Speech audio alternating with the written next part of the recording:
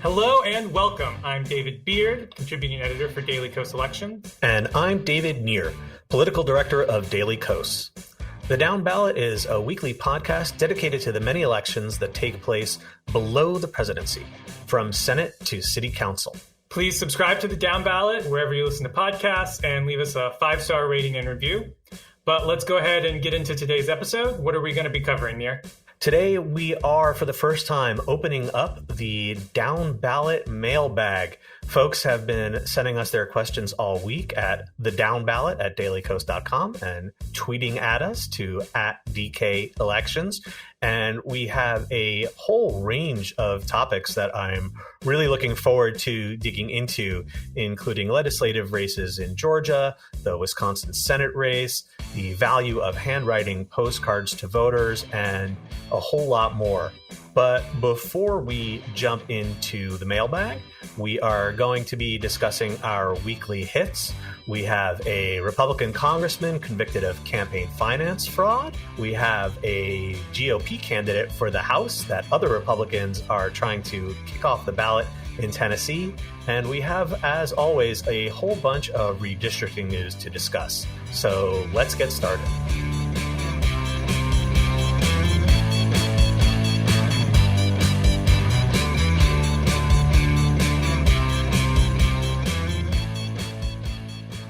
All right, Beard, what have you got to kick us off for our weekly hits? I'm going to start us over in Nebraska, where we've got another Republican scandal that in this case is sort of coming to an end, it looks like. Congressman Jeff Fortenberry is resigning from Congress after being found guilty on 3 counts, 1 on illegal campaign contributions and 2 for lying to federal agents, which is never a good idea. So the FBI discovered that a Nigerian billionaire had been funneling cash into the campaigns of 4 Republican politicians, one of which was Fortenberry. The other 3 all returned or donated the money just as soon as they were made aware, which is what you're supposed to do. If you get some money and you find out that you're not supposed to have it, as soon as possible, you should get rid of it. Fortenberry, on the other hand, decided to hold on to it for 2.5 years, at least in part because he didn't want the scandal of returning the money. So we see how that worked out for him. But then he also obviously, when interviewed by the FBI, clearly lied to federal agents, as he was just convicted of doing so, and so will now be resigning from Congress. He had been seeking re-election even while on trial to Nebraska's 1st district. It's a constituency in the Lincoln area in Nebraska. Trump would have carried the new district 5443, and candidate filing closed a while ago, so there's no opportunity for new candidates to be on the ballot. But since Fortenberry already had a primary challenger, the assumption is that that primary challenger is going to be the Republican nominee. And that's State Senator Mike Flood. He's a former speaker of the state's unicameral legislature, and he's actually already been backed by Governor Pete Ricketts and former Governor Dave Heineman. So he should really have no trouble at all beating Fortenberry on the primary ballot because his name is still going to appear, even though he won't be running anymore. Democrats are fielding a real candidate, State Senator Patty Pansing Brooks. But as I said, Trump won the new district 5443. So that's still going to be a very tough road to hoe this November. So there's going to be a special election, and that has to take place before the end of June for the final months of Fortenberry's current term. That's going to take place under the old map, where Trump won the existing 1st district 56-41, so a slightly larger margin than the new map. And state party leaders, rather than primary voters, are going to be choosing these nominees. So there's not going to be a primary, just straight to the general election. But again, since it's an even tougher district than the new lines, it's really expected that whoever the Republicans nominate there will likely win that special election. But another Republican scandal in the books, this following the, Van Taylor, who we covered just a few weeks ago, and I'm sure there'll be another one coming up soon. It would be political malpractice, Beard, if I didn't mention the story that Jeff Fortenberry was most famous for prior to his conviction on federal charges. A few years ago, some total wag defaced a Jeff Fortenberry sign somewhere in his district and renamed him Jeff Fartenberry. And the tagline said strong families, strong communities, and strong odor. There were googly eyes on the sign. The reason why this became a national story, though, is because some professor in the area liked a photo of this defaced sign on Facebook, and then Fortenberry's chief of staff decided to try to threaten his job, and it totally blew up. And I guess now when you Google Jeff Fortenberry, finally a different story is going to be the first thing that comes up, but what a price to pay. And really, we're just learning important basic rules here. If somebody makes an embarrassing sign of you, don't cause a scandal that's going to blow it up everywhere. Don't keep campaign contributions you're not supposed to, and don't lie to the FBI. These are pretty basic things, but hopefully Fortenberry has learned an important lesson. So we're going to head over into Tennessee to discuss a different question about whether someone will appear on the ballot. Tennessee's 5th congressional district, this is a seat in the Nashville area that Republicans shredded. The old 5th district was a solidly blue seat that covered the city of Nashville. The GOP decided to gerrymander the area and split Nashville between 3 districts, causing the Democratic Congressman Jim Cooper to retire. So Tennessee's 5th is now solidly Republican turf. And of course, that means a whole bunch of Republican candidates are lining up to run there, including one, a former Trump spokesperson named Morgan Ortagus, who has Trump's endorsement. The problem for her is that local Republicans really don't seem to like her, and in fact appear to have targeted her with a new bill that just passed through the legislature and is waiting before the governor right now. This bill would set up a requirement that any candidates for the U.S. House live in their district for at least 3 years before they run for office. Ortagus only just moved from D.C. to Tennessee last year. What's interesting about this is that, as far as we know, this bill is actually unconstitutional because in 1995, the Supreme Court ruled against bills that were popular nationwide at the time during the Gingrich era, imposing term limits on members of Congress. And what the Supreme Court said is that states can't add requirements to the requirements already listed in the Constitution. And the requirements for seeking office in the Constitution set a pretty low bar. You have to be a certain age for the House. You have to be 25 years old. You have to have been a citizen of the United States for 7 years, and you have to live in the state, not your district, but the state that you want to represent if you're running for the House. So Republicans are obviously trying to ding Ortagus this way, except a lawsuit against this measure would very likely succeed if it's signed into law, unless the Supreme Court changes its mind, which it very well could. That old anti-term limits decision was decided with former Justice Kennedy. It was a swing justice joining the liberal majority on the court. The problem, though, for Republicans is that this could come back and bite them because the main move nationwide to add requirements to federal candidates who are seeking office has been in blue states where Democrats have tried to make it a requirement that candidates disclose their taxes, which was, of course, an effort to target Donald Trump. So if the Supreme Court rules that states could add a residency requirement for House candidates, then it's certainly very possible that we could actually see other requirements become law. And that could really make a total mess of things, as you'd have very different sets of requirements for candidates from state to state. But it's still not clear even whether Governor Lee will sign this and exactly what might happen legally. But Ortagus definitely does not seem to have very strong Tennessee bona fides. She went on a radio show not long ago, and the host quizzed her about various facts about the state and her district, including he asked her the name of a famous NASCAR driver who owns an auto dealership in the district. That would be Darrell Waltrip. She had no idea who he is. Who knows if she'll succeed? Trump's endorsement has, of course, often been beneficial for candidates, but we've just as often seen it not be the difference maker. Exactly. And that was the one thing I wanted to highlight from all of this.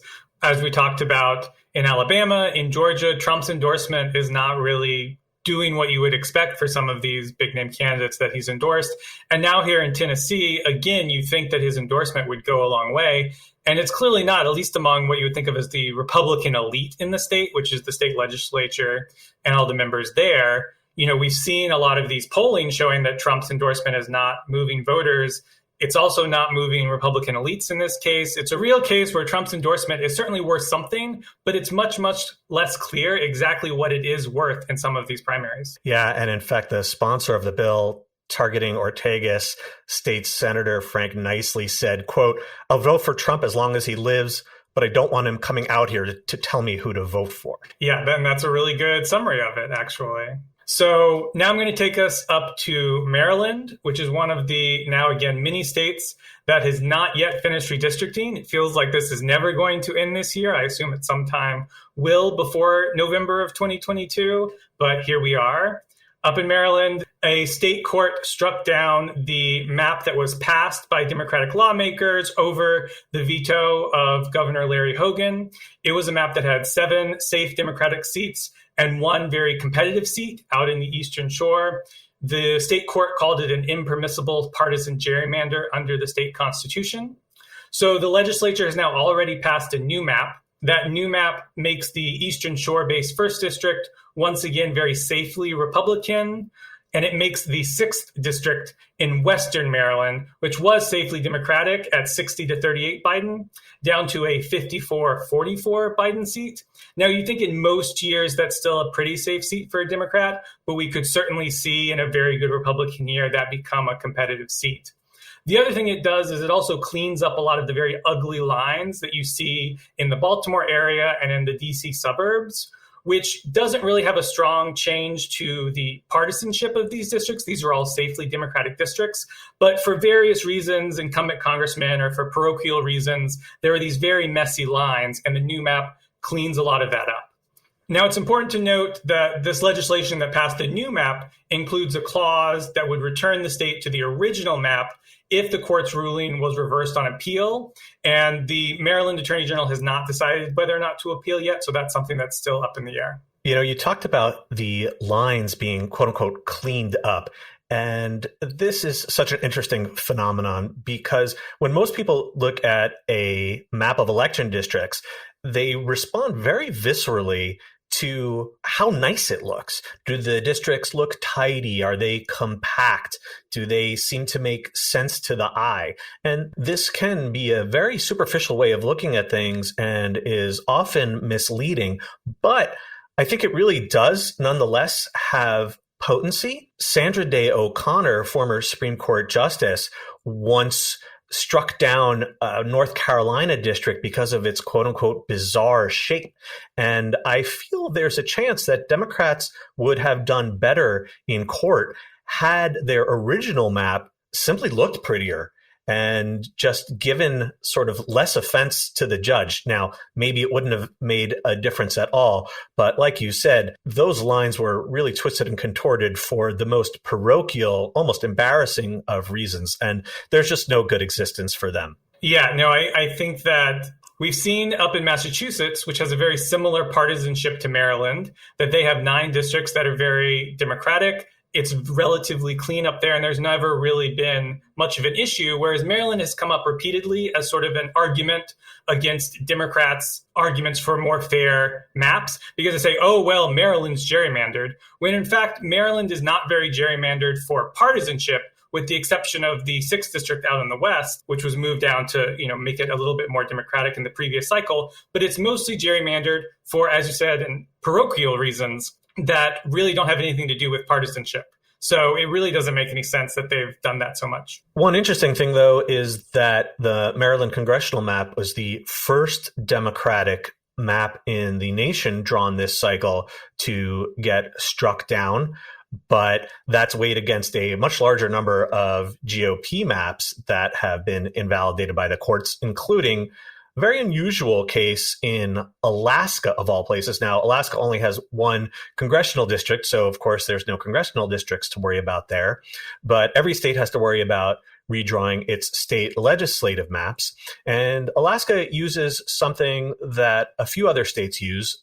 It's called nesting, where a certain number of districts in the lower chamber are combined to form a single district in the upper chamber. In Alaska, it's 2 state house districts for every 1 state Senate district. And in Alaska, redistricting is handled by a Republican-dominated board. And what the commission did here is they paired 2 districts that didn't belong together. One was a swingy district in Anchorage, and the other is a sprawling rural district that is dark red. And the 2 districts really have nothing in common. They do literally adjoin one another, except they are separated by a mountain range. And the Alaska Supreme Court said that combining these 2 districts into a Senate district represented an illegal partisan gerrymander, essentially ordered the redistricting board to come up with new and more appropriate district pairings. And it might not sound like a big deal, but Alaska's Senate is actually pretty closely divided. And it's also the smallest legislative chamber in the entire nation. It has just 20 members. So the switch of 1 seat from red to blue potentially could actually be a very big deal, especially because in the Alaska legislature, there have often been bipartisan coalitions between Democrats and more moderate Republicans. That is a very nice win for the cause of fair districting way up north. And I think in Alaska specifically, when you say divided by a mountain range, in the contiguous 48, we think of like, oh, communities of interest, or, oh, that makes it a little longer to get to. In Alaska, divided by a mountain range can mean there are no roads between these 2 areas. I don't know if that's exactly the case here, but that's often the case in Alaska, where you have to travel by boat or by plane to get to certain places. So those are very real concerns for that state. Well, all right. We are going to, for the first time ever in the Down Ballot history, be taking your questions. So stick with us, and we'll be back after the break to open up our mailbag.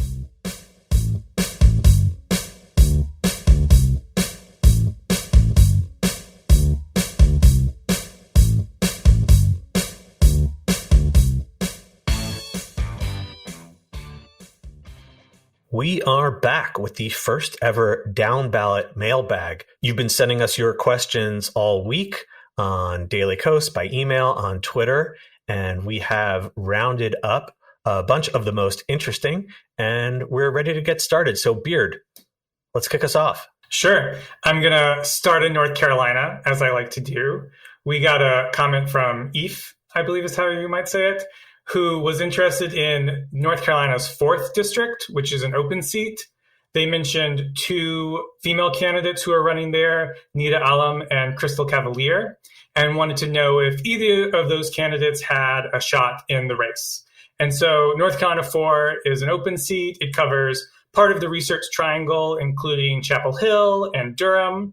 David Price is the retiring congressman. He's spent 34 years in Congress. And so of those 2 candidates that was asked about, Alum is a Durham County commissioner who's running for the seat. She is also the first Muslim woman ever elected to public office in North Carolina. She raised a decently good amount in the 4th quarter of 2021. So I think that she has a real shot to win. The seat is a safe Democratic seat, so whoever wins the primary will almost certainly win the general election. So that's really where the competitive race is. The other candidate that was asked about, Crystal Cavalier, she's the founder of North Carolina Missing Murdered Indigenous Women Coalition. So that's a very impressive point on her resume.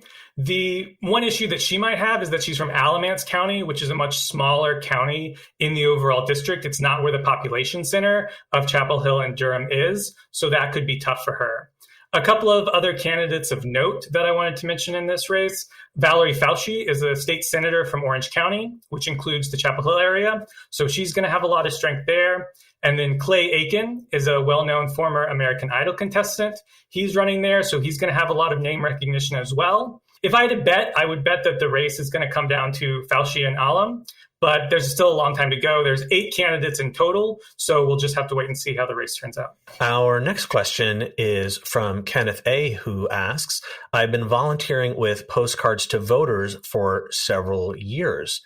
Is this an effective way of reaching out to potential voters? And the answer is a definite maybe. It turns out there has been some high quality research into this question from our good friends at Sister District, which is an organization that helps elect candidates to legislatures around the country. The research has been led by co-founder Gabby Goldstein, who is going to be a guest of ours on an upcoming episode. And it turns out that there may, in fact, be a small effect in terms of motivating people to vote, but there are many factors that affect the effectiveness of this tactic, including whether we're talking about a primary, a runoff, a special election, whether you're encouraging someone to register to vote or actually show up to vote. And there are even factors that affect this, like what does the postcard look like? In other words, does it look like campaign literature, or does it look like a landscape from Colorado that a friend of yours might send you? There are other factors as well, including the legibility of the handwriting and even potentially the postmark. Is it coming from the state that the campaign is located in or somewhere else? So more research is needed on this to really get a better handle on its effectiveness. But I will say this, for folks who either are unable to or prefer not to do in-person activities like going door to door or phone banking, this actually is a terrific way to spend your time because it definitely can have a positive impact. Exactly. And I've seen there are a lot of campaigns where people come in and they want to help, but they're really not comfortable going door to door. They're not comfortable talking to people. And this is a great way to give them both something to do that they can be involved and make a difference in terms of being able to communicate with voters through the postcards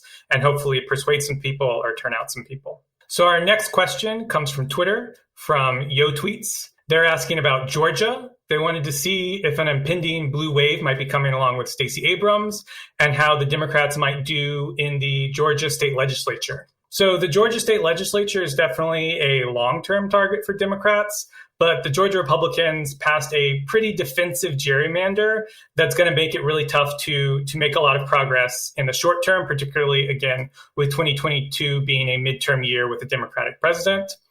Now, per the Atlanta Journal-Constitution, the revised Senate districts have 33 districts that tended to vote for Republicans and 23 that lean towards Democrats. So that's actually an increase of 1 Democratic seat.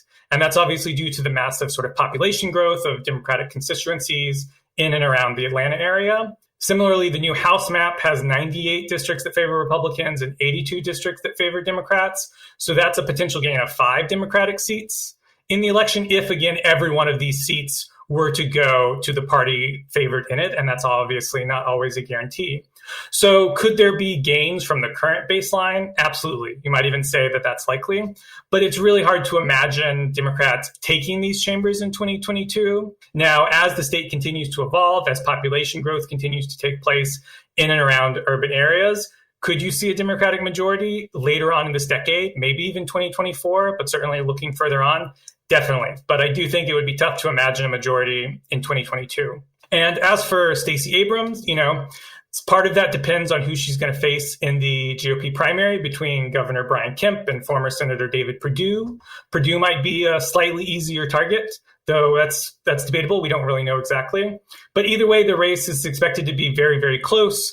There aren't really as many swing voters in Georgia as you might see in other states. A lot of people are sort of already in their corner, so it's very much a turnout race. So that's something we're going to be following all the way up until Election Day, I think. One thing I should add also is there is a pending lawsuit challenging Georgia's legislative districts for violating the Voting Rights Act. A federal judge ruled not all that long ago that it's likely that the maps fail to create a sufficient number of districts where Black voters can elect their candidates of choice. The real problem is, first off, there won't be any changes to the maps. They're already going to be used this year. But as the case proceeds, the Supreme Court has been so hostile to litigation brought under the Voting Rights Act that we could very well see the eventual decision by this lower court ultimately rejected or diminished in some way, shape, or form. Our next question is from Dwight O., who wants to know how he can donate most effectively and get the best bang for his buck when it comes to giving to Democrats running for office. This is a fantastic question because Dwight really gets at the heart of what the Daily Kos endorsement program does. And we've been running endorsements at Daily Kos for almost 2 decades, and we take into account many, many factors. But among the most important is whether we think that small grassroots donations can actually have a real impact in a particular race. And so for that reason, we very seldom endorse incumbents. We won't endorse candidates running in safe blue seats. We know that we need to gain power from Republicans, and that means targeting Republican seats for the Senate, for the House, for governors, for state legislatures. That if you don't have majorities, you can't govern. And that's really our most important philosophy when it comes to endorsements. But also, if someone is self-funding, we're very disinclined to endorse them because they simply don't need those small dollar grassroots donations. We try to strike the right balance between some of the big name races that are of high importance that everyone wants to get involved in. Something like, for instance, last year's Senate contests in Georgia. But those are also paired with a lot of endorsements in races that are getting less attention, and that can include races for the U.S. House and also winnable races in state legislatures where we can flip the legislature. So I would encourage Dwight and everyone else to closely follow Daily Kos's endorsements. We always post them on the site. Since it's still relatively early, we only have a few underway so far, but right now we have endorsed Jessica Cisneros, who is running against the last anti-choice Democrat in the House, Henry Cuellar, in Texas's 28th district. Stacey Abrams, who of course we were just talking about, running for governor in Georgia, and also Sherry Beasley, who is running for Senate in North Carolina. We definitely will get involved in many other Senate and House races.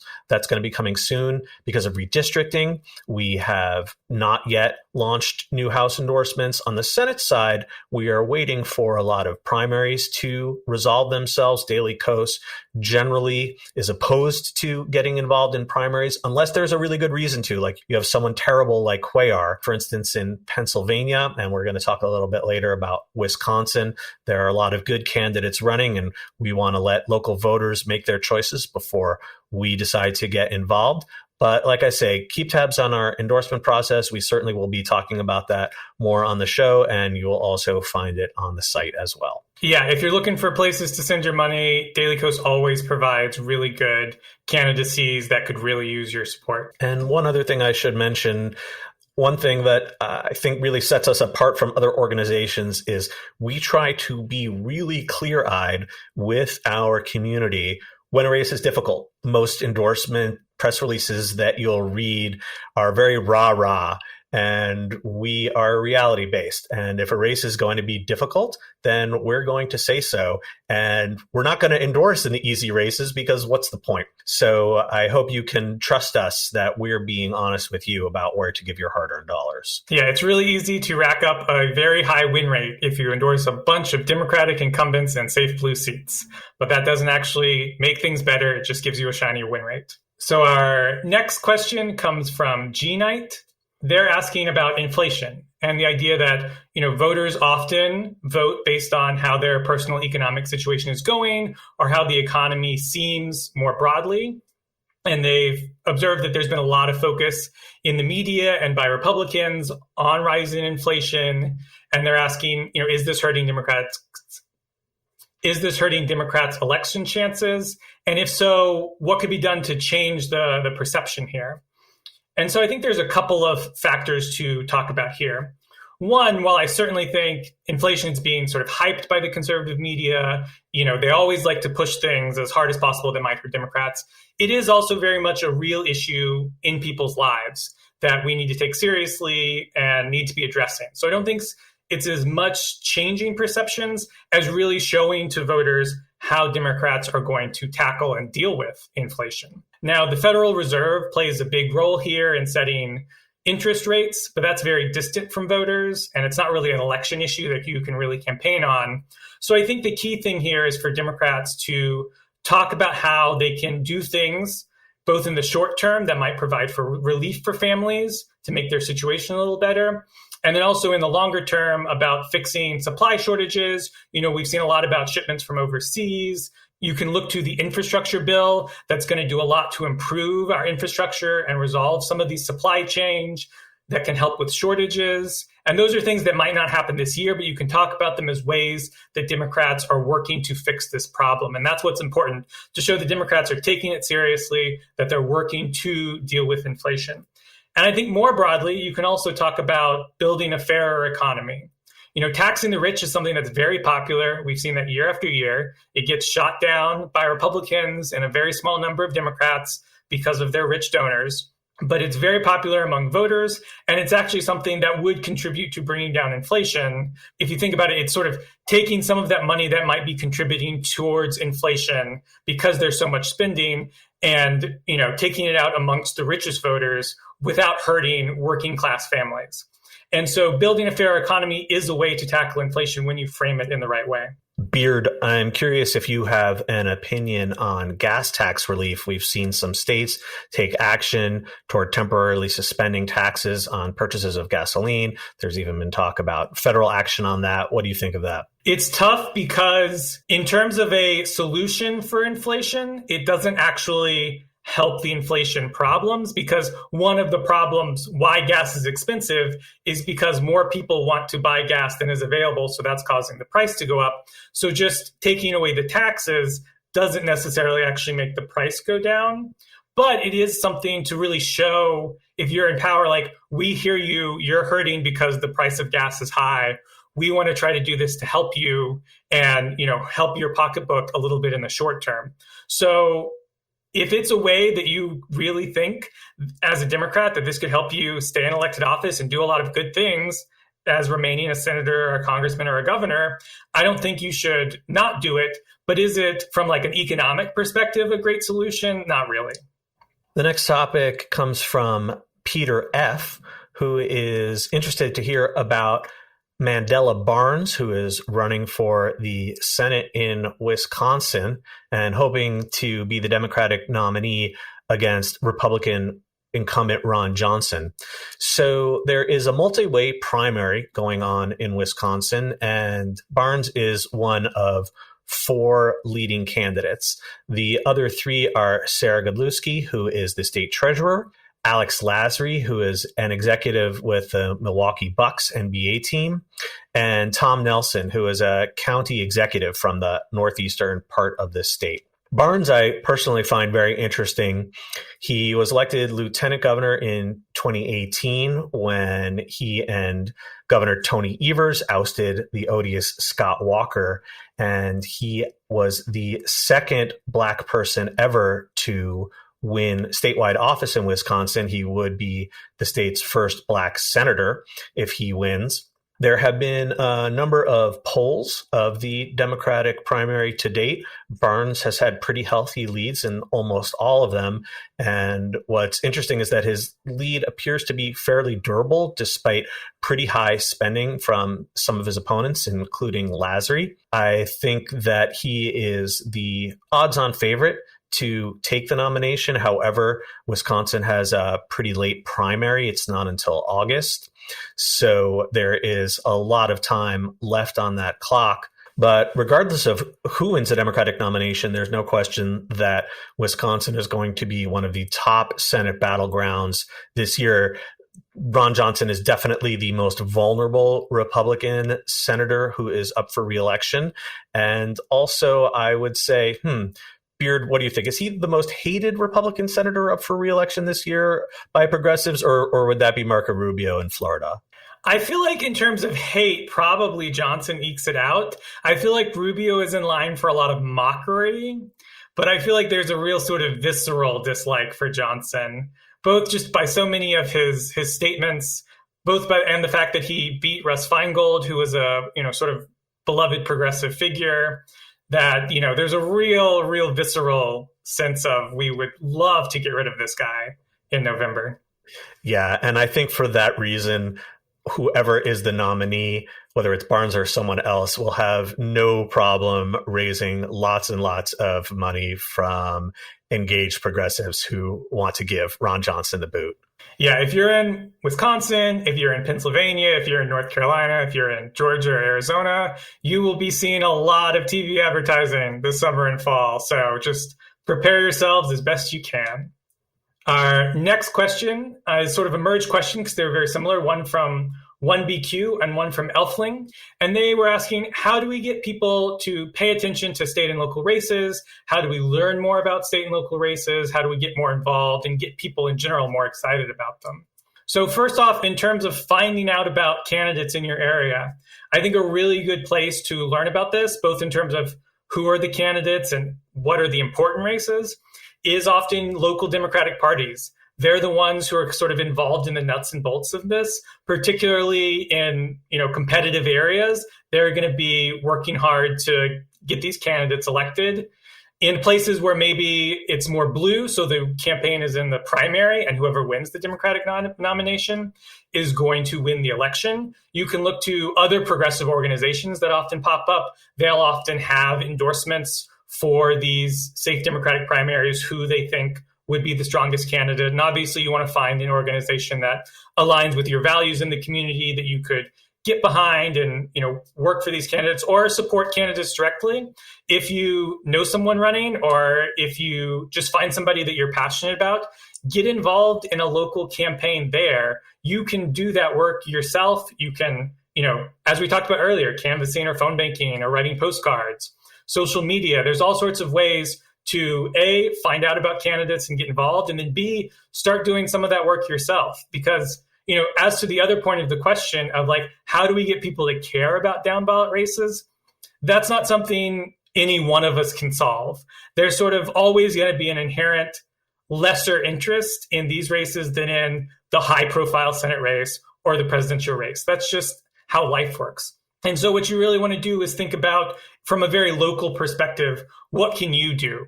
No one of us can solve this problem. You can't solve this problem. But what you can do, you can get involved in local races. You can talk to your neighbors, your coworkers, your friends. You can volunteer. You can get involved in the local parties and the other progressive organizations. And if enough of us are doing that, that's going to be pushing these races into the forefront. It's going to make us have more victories, and it's going to really do the work that needs to be done that makes America a better place. I also want to add that in addition to asking for donations for candidates, Daily Kos devotes a lot of energy toward promoting volunteer opportunities of all different sorts, including remote phone banking opportunities and other things you can do without leaving the comfort of your own home.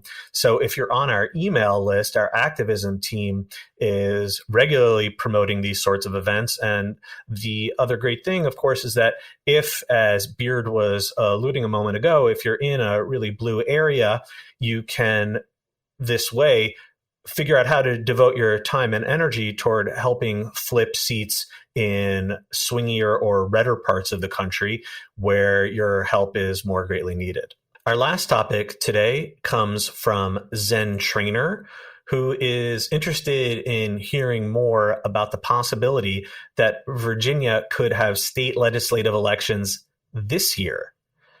Now, if you are a very astute observer of legislative politics, you know that Virginia is one of the oddball states that holds its legislative elections in odd-numbered years, and in fact just held elections for the state house last fall, which saw Republicans win a narrow majority, taking back the state house from Democrats.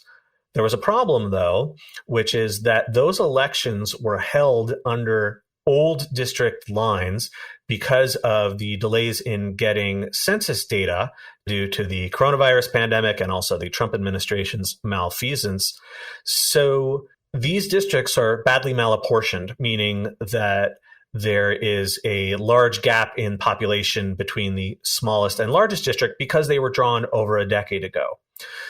These districts have been challenged in court, saying that the best way to remedy the fact that the legislature was elected using what are essentially unconstitutional districts would be to hold special elections this November using the new districts. Since that time, the state has adopted new districts via its new redistricting commission. And so a former Democratic Party official has actually brought a lawsuit asking that special elections be held this fall.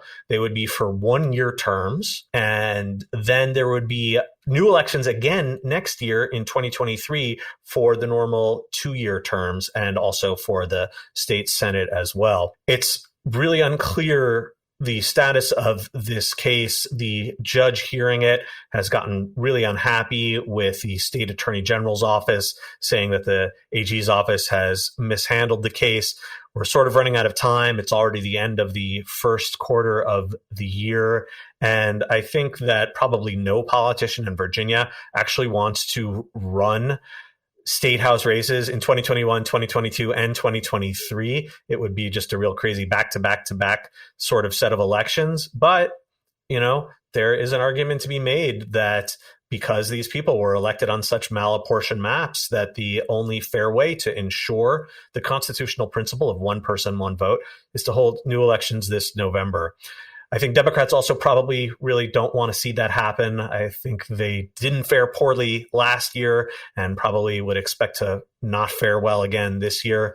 But that is simply one we're just going to have to keep an eye on. Yeah, it's wild to me to imagine the idea that here it is, almost April, and we would be just creating a whole new set of races out of basically thin air when people, in Virginia are probably already looking towards 2023, which is only about 18 months away for those next elections, to be like, oh, here's another whole set of elections that you'd have to run in. So obviously stranger things have happened in American politics, but it seems really hard to just practically pull off at this point. Well, that's it for this week's mailbag. We really appreciate you sending in your questions.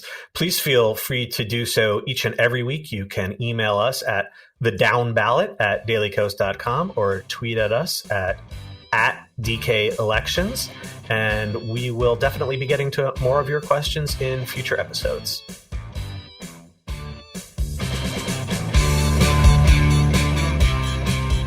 That's all from us this week. The Down Ballot comes out every Thursday, everywhere you listen to podcasts. If you haven't already, please like and subscribe to the Down Ballot and leave us a 5-star rating and review. Thanks also to our producer, Kara Zelaya and Walter Einenkel, and editor, Tim Einenkel. We'll be back next week with a new episode.